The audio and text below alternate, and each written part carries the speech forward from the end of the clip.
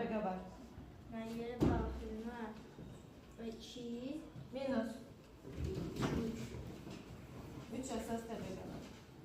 Magma yesətdən çıxdıqdan sonra nəyə çevrilir? Lavaya. Doğrudur. Bir plusumuz.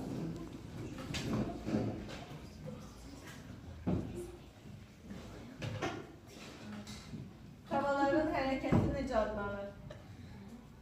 Minus. Sualı fikirləşməyə maksimum 2 Dağların saniyəmiz var. altında kontinent tipli yer qabının qalınlığı nə qədərdir? 70 olur. Doğrudur. 2 plusumuz var.